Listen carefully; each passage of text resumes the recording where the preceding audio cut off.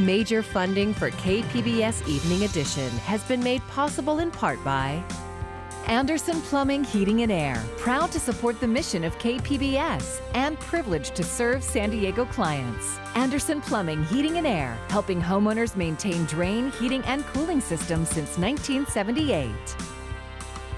And by the Conrad Prebys Foundation, Darlene Marcos Shiley, and by the following.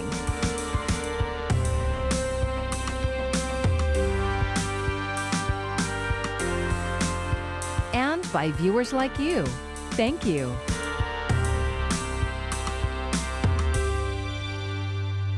Good evening. It's Tuesday, February 9th. Thanks for joining us. I'm Maya Trabulsi. Let the trial begin. In a historic vote in the same Capitol besieged by rioters, the Senate late today agreed to consider the impeachment case against former President Donald Trump and his role in that deadly insurgency. KPBS reporter Matt Hoffman joins us live in the newsroom with the arguments from both sides, the vote, and what comes tomorrow. Matt? Maya, today senators voted 56-44 to declare that the impeachment trial is constitutional despite Trump not being in office. Now, 6 Republicans broke rank and joined Democrats after listening to hours of arguments. Now, it was a really long day for San Diegans watching this on TV today. Impeachment managers are arguing the president incited the violent and deadly insurrection at the Capitol last month. They started off their presentation today playing a 13-minute dramatic video detailing the chilling events with images from those who stormed the Capitol. They also showed some of President Trump's comments which seemed to encourage them that day. The deadly shooting of San Diego resident Ashley Babbitt, who was inside the Capitol during the insurrection, was also shown.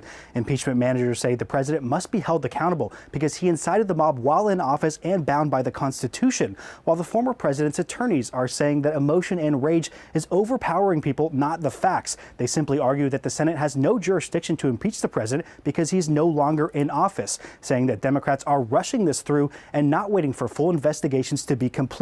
Trump's attorneys argue the Capitol attack was pre-planned, and Democrats want to use impeachment to bar him from future office. Can't possibly be suggesting that we punish people for political speech in this country. And if people go and commit lawless acts as a result of their beliefs and they cross the line, they should be locked up. The text of the Constitution makes clear there is no January exception to the impeachment power. That presidents can't commit grave offenses in their final days and escape any congressional response. That's not how our Constitution works. California Senators Dianne Feinstein and Alex Padilla did vote to proceed with the trial. Now, the move by the Senate comes less than a month after President Trump was impeached by the House of Representatives for inciting that same mob. Now, Trump's trial in the Senate is expected to be quicker than his first impeachment, which, remember, did not render a conviction. Arguments in the trial will continue tomorrow morning at 9 a.m. Matt Hoffman, KPBS News. Today, the San Diego County Board of Supervisors voted to provide another round of aid to small businesses. $30 million in grants will be made available as soon as federal or state stimulus dollars are available. County staff will develop the program, and each supervisor's office will choose who will get the money. Last year, supervisors approved more than $47 million for a similar program, which helped nearly 8,000 small businesses. Longtime San Diegans have heard this again and again over the years. The city has an expensive infrastructure backlog after years of neglect. As KPBS reporter John Carroll tells us, today the City Council found out just how bad it really is. It's the stuff that makes a city function. Roads, sidewalks, pipes, drains, traffic lights, the list goes on and on. Today, city staff presented the depressing situation to the City Council with its 6 new members. Here's the big picture. Over the next 5 years, the city estimates it has $5.7 billion worth of infrastructure needs. Right now, it only has $3.4 billion to spend to fix things, leaving a $2.3 billion gap. Of that $2.3 billion, the vast majority, nearly $1.3 billion, is the amount the city figures it must spend to fix its crumbling stormwater infrastructure. It's mind-blowing that San Diego is over $1.2 billion short of what it needs to fix the storm drain system. Whitburn says after a heavy rain, he's seen cars floating in the street in some of the older neighborhoods of District 3. Whitburn says the problem compounds because the city must then use precious funds for temporary fixes. The city has to take money from parks projects and library projects and sidewalk repairs to pay for these sudden expenses. We are so far from where we need to be with respect to properly funding infrastructure in our city. And as several of my colleagues have mentioned, that's the result of multiple years and multiple administrations failing to have the honest conversation about what it costs. That theme ran through most of the council members' comments, putting the blame for today's problems on past councils and mayors. Councilman Elo Rivera says that lack of leadership has put the city into a situation where it's constantly spending money on temporary fixes when it should be doing permanent fixes or building new infrastructure. It really just comes down to responsibly prioritizing the maintenance and construction of our infrastructure and facilities in the budget. Today's presentation on the city's infrastructure was just informational, so no votes were taken. But it is more clear than ever that this city council has a massive issue in front of it, figuring out how to get the dollars it's going to take to fund infrastructure needs that are years in the making. John Carroll, KPBS News. If you're 65 or older and having trouble getting a COVID-19 vaccine through your doctor or at one of the county-run sites, there are other options. Several grocery stores are offering the vaccines at their pharmacies. 40 locations in the county are taking appointments online when doses are available at Albertsons, Vons, and Pavilions. Ralph's is also taking appointments online at 9 pharmacy locations. Starting this week, CVS Health will start offering vaccinations through the Federal Pharmacy Partnership Program. As of February 11th, our registration window will open. They can go on CVS.com, leverage our CVS app, or call our customer service headquarters in order to schedule not only their first vaccine, but also the booster vaccine. Vaccinations at CVS pharmacies will then start on February 12th. And we have more information at kpbs.org. Just click on the vaccines tab on our homepage and you'll find a searchable map with clinic locations and links to make an appointment if you're eligible. Those 65 and over can also call 211. Many of us have questions about the COVID-19 vaccine, but for pregnant women, there is even more uncertainty. And KPBS reporter Claire Tregesser says pregnant women who could soon be eligible for the vaccine are getting confusing guidance. Threw up once today, so. It took Parrish Glass and her husband 4 years and thousands of dollars to conceive a baby through in vitro fertilization. Now, at long last, the Navy couple is expecting a boy in August. But since they conceived during a global pandemic, they're facing the question of whether Glass should get a vaccine. My OBGYN said, it's definitely okay, go ahead and get it. But for us, this has been a 4-year journey of infertility, and we've spent so much money and so much emotion and just physically draining time into this process. And so with this one shot that we have, it is a huge question of, do we want to risk it? To be clear, doctors and medical experts agree that the COVID-19 vaccines are likely safe for pregnant women. Yet, Glass still isn't convinced. For us, because there isn't enough data, we'll let other people be those guinea pigs for us. The reason for the dearth of data is simple. Pregnant and breastfeeding women are almost always excluded from drug trials, and the COVID-19 vaccine trials are no exception. Some medical experts say this was a mistake, especially when considering pregnant women are at more risk for serious cases. I think we could have carefully and thoughtfully included them, but I think that ship has now sailed. Dr. Denise Jameson is a member of the COVID-19 expert group with the American College of Obstetrics and Gynecology. She says there are plans to do clinical trials specifically for pregnant women. I think the issue is now that the vaccine is becoming more and more available, it's harder and harder to justify enrolling a pregnant woman in a trial. That's because those women might get a placebo. While no COVID-19 vaccines were purposefully tested on pregnant women, there is some data available from women who entered trials before they knew they were pregnant and from testing on animals. No significant adverse side effects were found in either case. Also, it's important to note that pregnant women are strongly recommended to receive other vaccines, like the flu shot and the whooping cough vaccine. I highly recommend it to my patients. Dr. Joanna Adamczak specializes in high-risk pregnancies and is the chief medical officer of Sharp Mary Birch. She says refusing the vaccine is the greater risk for pregnant women. These ladies do get more sick.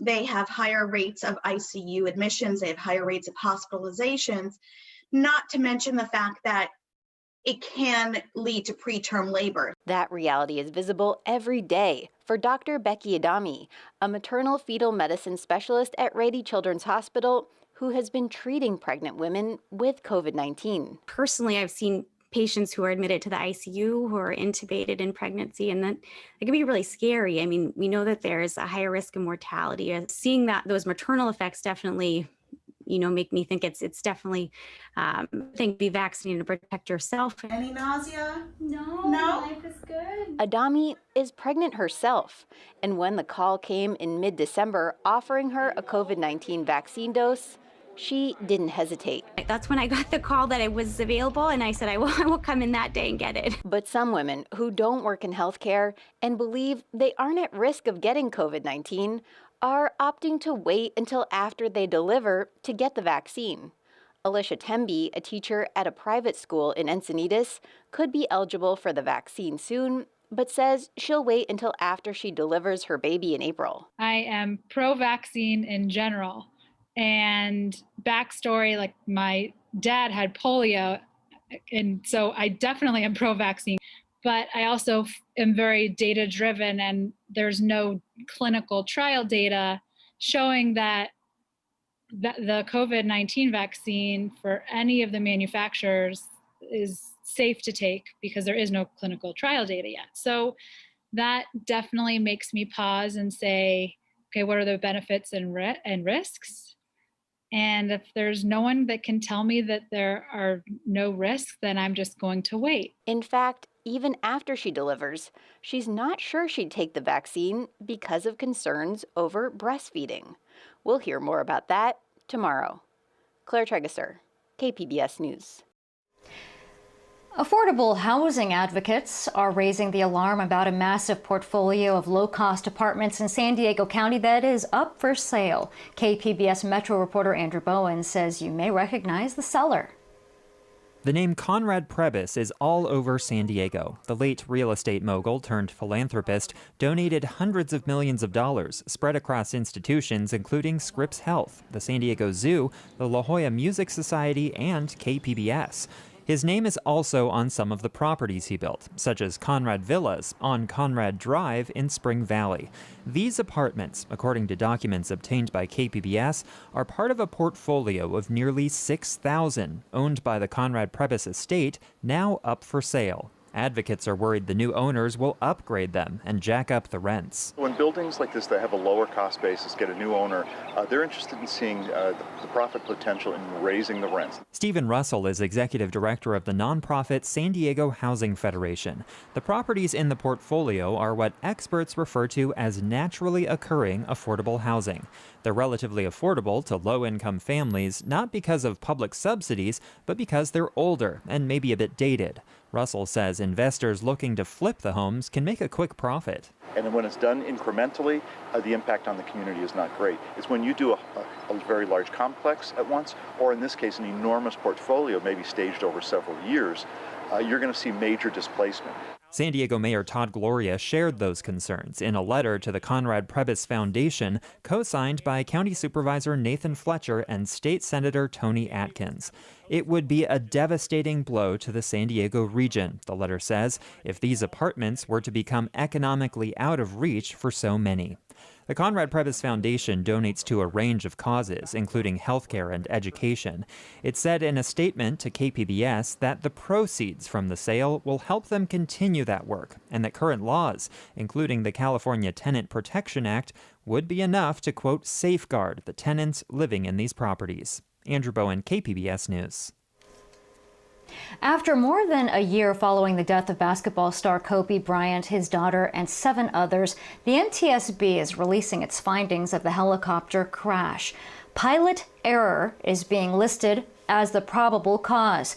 The report states the pilot became disoriented in heavy fog that left him unable to discern, quote, up from down, causing him to slam the copter in a hillside. The NTSB is calling it a crash rather than an accident. An accident is something that is unforeseen, unpredictable, if you will. Unfortunately, this wasn't. We pretty well know what happened.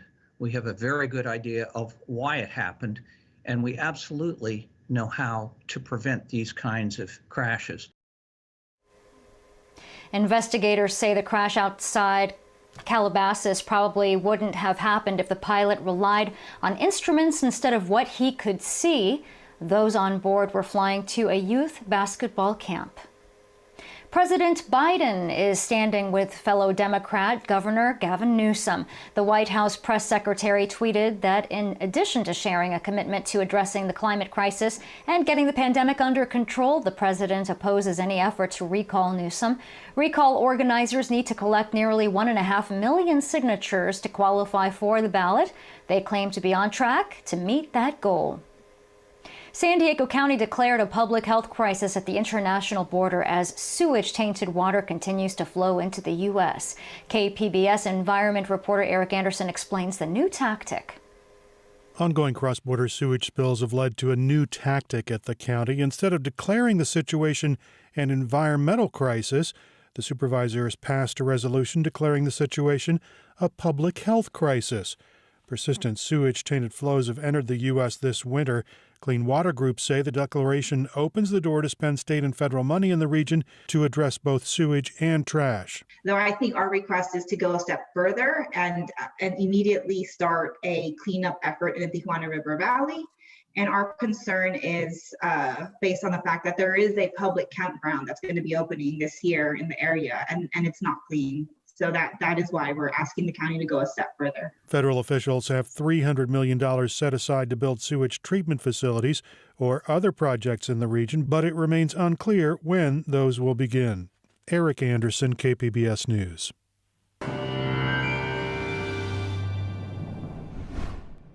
More sunshine and temperatures on the rise the next couple of days. Looks like our warmest day here will be Thursday. And then we'll see another system swinging rapidly down across Southern California. That may give us a shower or two, mainly near the mountains. That would be Friday. And then another potentially stronger one drops down over the weekend. More showers and gusty winds. So a little parade of weak systems moving through. Look at our forecast for tonight.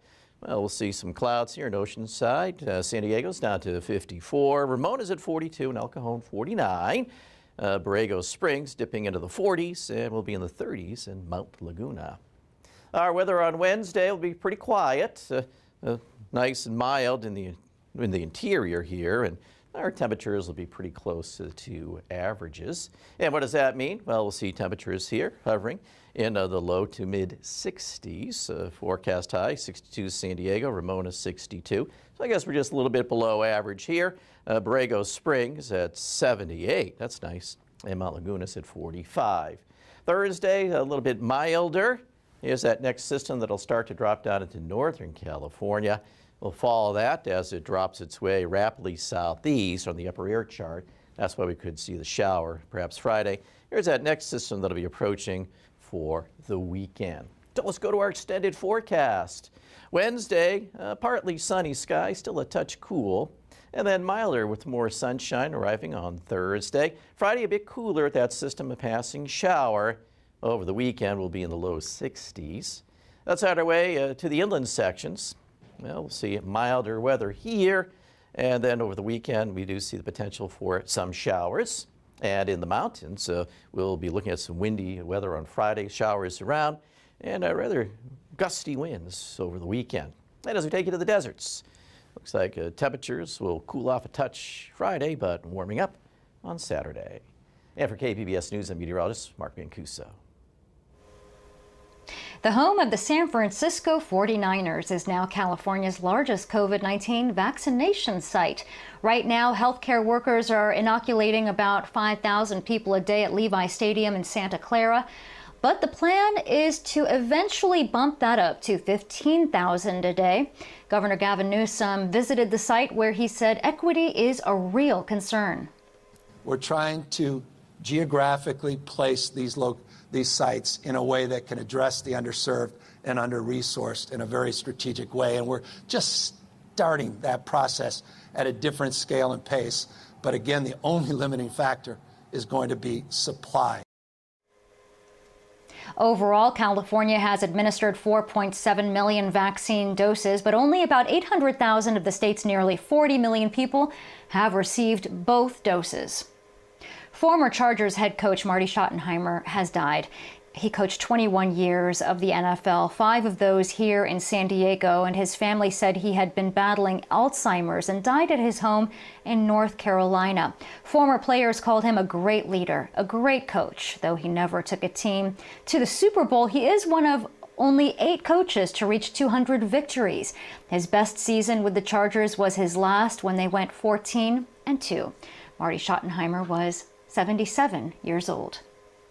And Mary Wilson, a founding member of the Supremes, has died at age 76. The singer's publicist says Wilson died Monday night at her home in Nevada and that the cause was not clear. Motown founder Barry Gordon said he's shocked and saddened to hear of her death.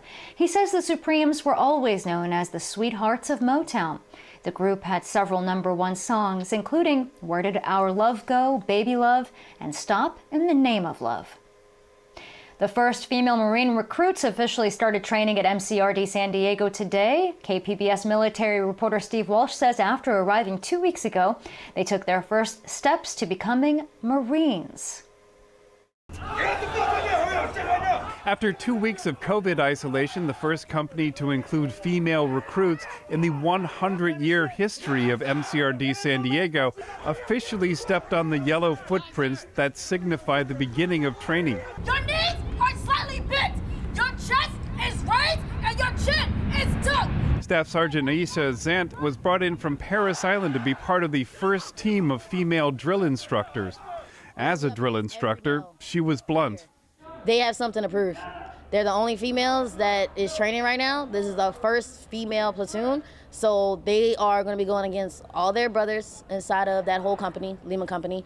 So they have to show everyone that they are worthy to be here.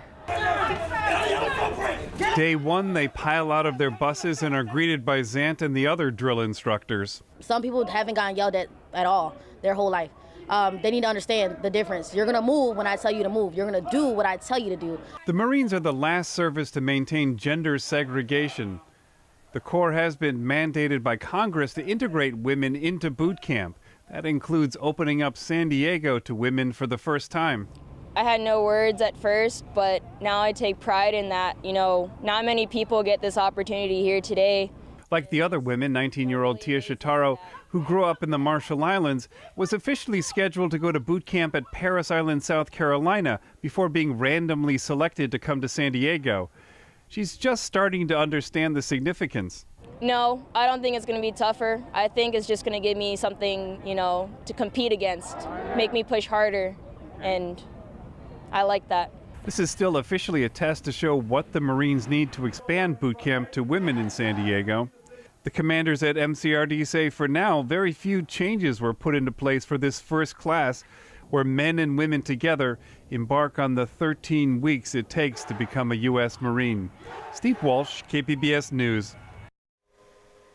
Just in, San Diego County reported 798 COVID-19 cases and 32 deaths.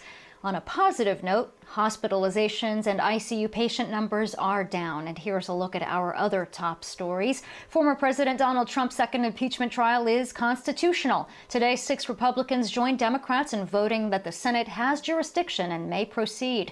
Trump is charged with inciting the violent mob attack on the Capitol in an attempt to overturn the election.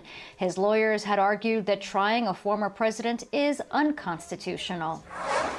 And San Diego City Council got a clear picture of the infrastructure backlog, estimated at $5.7 billion. That's how much is needed to fix things like roads, sidewalks, drains, and traffic lights. But the city doesn't have enough money to go around. For example, San Diego is over $1.2 billion short of what it needs to fix the storm drain system. You're in for a treat now. Virtual meetings are a daily reality for many of us, but sometimes the technology can alter reality, as it did for a lawyer during a live court hearing today in Texas. Can you hear me, Judge? I can hear you. I think it's a filter. It is, and I don't know how to remove it. I've got my assistant here. She's trying to, but I'm prepared to go forward with it. I'm here live. I'm not a cat. And the judge, he just took it in stride, tweeting out the video and advising if a child uses your computer, then be sure that the filters are off before you sign into Zoom. Note taken. You can find tonight's stories on our website, kpbs.org. Thanks for joining us. I'm Maya Trabulsi. Have a great evening. Major funding for KPBS Evening Edition has been made possible in part by Anderson Plumbing, Heating and Air, proud to support the mission of KPBS and privileged to serve San Diego clients. Anderson Plumbing, Heating and Air, helping homeowners maintain drain, heating, and cooling systems since 1978. And by the Conrad Prebys Foundation, Darlene Marco Shiley. And by the following: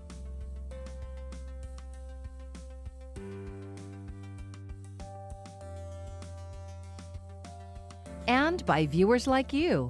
Thank you.